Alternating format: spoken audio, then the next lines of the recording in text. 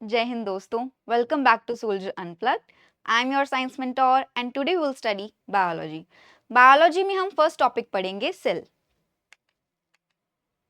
Cell में हम लोग सेल के बारे में जानेंगे, सेकंड हम उसके स्ट्रक्चर के बारे में जानेंगे, third one is the cell organelles, then functions और लास्ट में हम लोग PYQs डिस्कस करेंगे। Let's talk about what is cell. Cell is the structural and functional unit of life.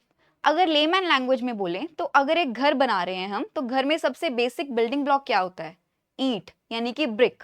वैसे ही लिविंग ऑर्गेनिजम्स में हमारा बेसिक बिल्डिंग ब्लॉक है cell. Here you can see the animal cell। Animal cell के अंदर ये nucleus है, ये cell organelles हैं। इसके बारे में हम लोग आगे डिस्कस करेंगे।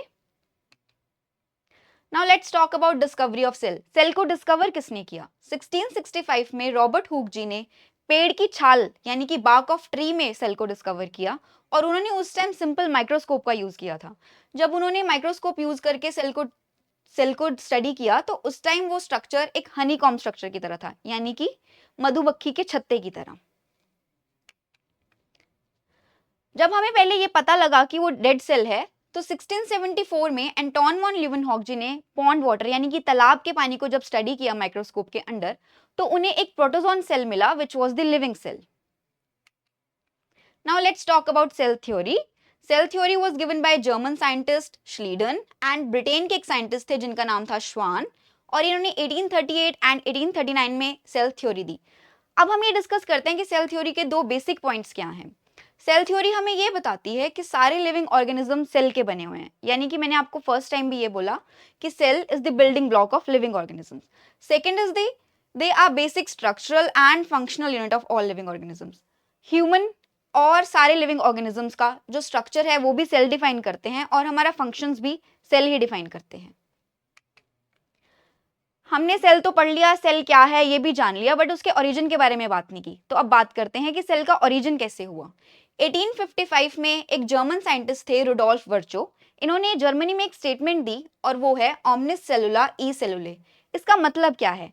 इसका मतलब है कि new sales arises from the pre existing cells, यानी कि जो एनवायरमेंट में ऑलरेडी सेल्स प्रेजेंट हैं वो जन्म देते हैं न्यू सेल्स को।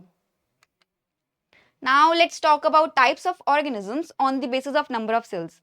सेल्स कितने हैं एक लिविंग ऑर्गेनिज्म के अंदर, उसके बेसिस पे दो टाइप के ऑर्गेनिजम्स होते हैं। One is the unicellular organism, second one is the multicellular organism. Unicellular organisms वो हैं जो सिर्फ एक सेल के बने हुए हैं, यानी कि single cell.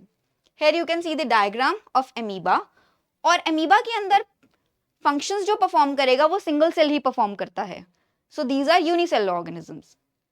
Let's talk about multicellular organisms। In these more than one cell is present। तो ये organisms एक से ज्यादा सेल के बने हुए हैं और इसका सबसे बेसिक एग्जांपल है humans। Yes, we humans are multicellular organisms और हमारी बॉडी में functions डिवाइड हुए हैं। This is division of labor is present in us। Different cells, different tissues, different organs different functions perform करते हैं, जिससे हमारी बॉडी में एक ऑर्गन सिस्टम है। इसकी ज्यादा डिटेल हम नेक्स्ट लेक्चर में डिस्कस करेंगे।